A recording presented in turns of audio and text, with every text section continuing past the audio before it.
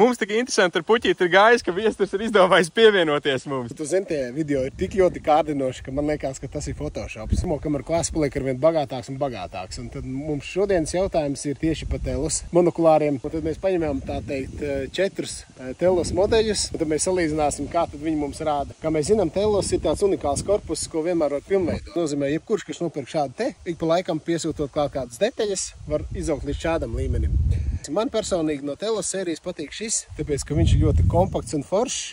Un te mēs arī jau zirgus apskatījāmies 150 metros un sapratām, ka patiesībā tādai saprātīgajām medībām ar šādu ierīci pilnīgi pietiek, lai saprast mums nepieciešamo informāciju, bet tas nav pēdējais tests. Mēs esam nobaņojušies šodien kārtīgi pastrādāt. Kurš varbūt jums abiem diviem ir favorīts 150 metros? Ar termokamerām ir tā kā laikapstākļiem būtiskajā nozīmē. Vasarā vislabāk rāda XG50, absolūti. Savs laiks, ja, nav liela temperatūras krituma un bildi ļoti perfekti. Andrejs ar citu Telus XL ir testējis jau kādu laiciņu. Šajā mēnesī ir arī lietus bijis un migla, jo tā temperatūras maiņa ir diezgan liela, bet, paskatoties šodien reāli, XG arī, teiksim, tādos sausos laikapstākļos, tas arī būtu mans favorīts, bet, principā, XL ir mans favorīts. Andrejs paliek pie labām lietām, labākajām lietām uzreiz. Man patīk XP50, protams, tagad vasarā liekas, ka nav baigā superbildi, bet, kad būs lielie lieti, miglas un slapjais sniegs, tad būs tā, kad ar šo varēs redzēt super kristāli dzidru bildi un pārējiem jau sāksies miglas jautājumi.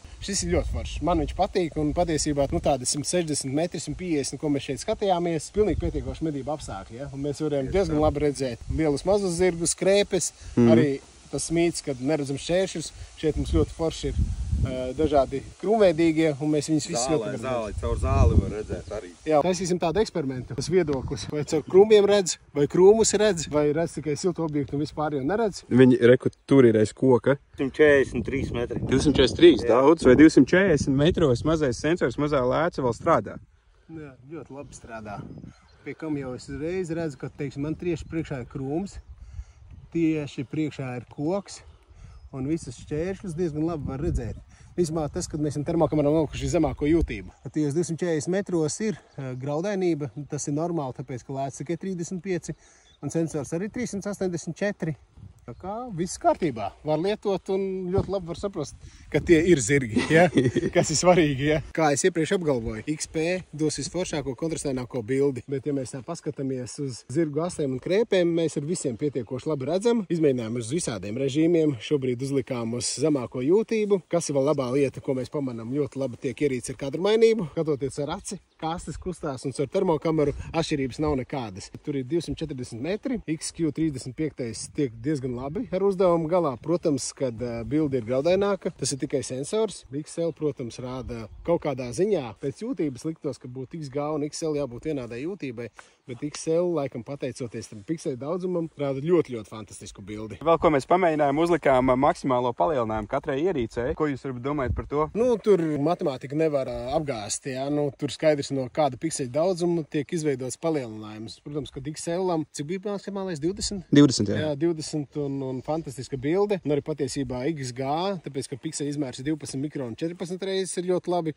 Protams, šeit ir šiem te ir 17 mikronu pikselis. Un tad to Minecraftu, jā, kā saka Rainers. Tas ir Minecraft. Jā, to var just, bet tas ir tikai normāli, tā kā tam būtu jābūt. Tā kā viss ok. Pats galvenais, ko es sagaidu no termokameras, ir klāt 21. gadsimts un tāda mīti, ka neredz šķērsli, ja? Tie visi tiek diezgan labi apgāsti un arī ļoti labi kontrastaina bilde. Katra termokamera, es varu apgalvot 240 metros ļoti labi veids uzdevumu. Arī nav tā, ka uzgriežot lielāko zūmi, sevišķi XQ35 liekas, ka tagad ir kaut kāds izplūdes vai akmens govs, zirgs vai buks vai āpsis, var ļoti labi saprast, ka tie ir zirgi. Kurš tev pagaidām favorīts 240 metros? Zin kā, es skatos uz lietām savādā. Es medījos pie Lubānas ezera, tur ir migla katru dienu. Es ņemu XP. Tas ir tā kā visur gājējs. Tā kā braukt ar dubļiem un ar purviem. Un arī, ja tā saprotu to samērīgo distanci, man šis ļoti, ļoti patīk, jo, ko es ļoti gaidīju, tieši Telusā ļoti augsto jūtību. Un to tie XP var redzēt. Bet, katram savs. Andrejam jāredz ir trofejs. Tieši tā, man piemēram šajā momentā es atkal svārstos, iepriekš mēs 150 metros filmējam, tagad 240 metros. Nu jau ir tiešām diezgan līdzīgi tas XG ar XL, ja? Tā kā skatoties salīdzinot uz 240 metriem, jā, tas XG arī diezgan detalizēta bilde ir. Ko atkāpāmies vēl pa 100 metriem, tas lielais secinājums ir tāds, kā ir distance lielāk par 300 metriem, tad ir tā sajūta, ka vajag 50. lēcu. 35. lēcu jau parāda mums vairāk siluetu, mēs nevaram vairs izšķirt tik ļoti detaļas, un tātad XP50 rāda ļoti labu un izcili, es teikšu tāpēc, kad arī ir tas mitrums un vējš, un sensoru jūtību mums dod ļoti kontrastēnu attēlu, nerunājot vispār par XL, kur liekas vispārībā tā kā HD televizoru bildi, ja? Un patiesībā XG arī tāpatām rāda ļoti labi, un tas ir vienkārši likumsakarīgi. Tātad šiem diviem modeļiem, kas mums ir kopīgs, 50 mm fokus attēlums un 12 mikronu pikseļu izmērs. Lai varētu ideāli izvērtēt un pieņemt kaut kādas secinājumus, tad jāsaka tā, kā mēs atkāpjamies tālāk pa kādiem 300-350 metriem, ir tomēr nozīme 50 mm lēcai. Mans lolojums, jā, bišķi šeit atpaliek, bet patiesībā, protams, kad, mēs ar tā kameru, ja mēs pafilmētu tos zirgus, vispār var saprast. Paigruvi. No raci patiesībā arī tāpatām ir. Ja mēs tā vienkārši iet pa pļauju, es teiktu, ka mēs viņus pat baigi nepamanām. Nē, pat nereiz. Jā, un patiesībā tas ir iemesls, kāpēc vasarā arī vajag termokameru. Tas gan un gaišā laikā. Jā, tieši tā, lai bukam neuzkāpt virsū. Tieši tā. Un šajā gadījumā jāsaka arī zirgam, lai neuzkāpt virsū.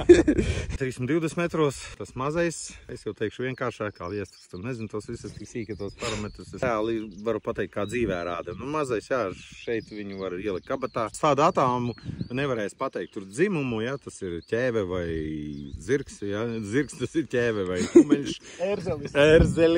Ērzelis, jā. Tad ir vajadzīga tiešām tā 50 tā lēca, tad var daudz detalizēt, kā var redzēt. XP, XG, XL. Es, piemēram, XL-am nevar redzēt starpību, kas bija 150 metros, 200 metros un šeit 320 metros, viņam tomēr tā bilde, jā, ir kāda D kvalitāte un tur konkurentu šobrīd nav viņam. Andrejs paliek vēl projām pie savu XL. Es palieku pie XL. Kuru termokameru tu iegādājaties, tu patiesībā sevi neapdali. Piemēram, ja es iegādātu šādu, tad es noteikti dzimšanas dienā uzdāvinātu lielāku objektīvu, pēc tam jaunajā gadā lielāku sensoru un pēc gada vēl. Un patiesībā šīs kameras es uzskatu, ja pērt, tad ir jālieto noteikti 5 gadus, un tu viņu vari pilnveidot. Un tam tas modelis arī paredzēts. Bet, protams, ja viss ir laimīgā loze un viss ir kārtībā, kāpēc gan nepirkt XL ar attālu mērītāju, un tur jau ir pilns komplekts.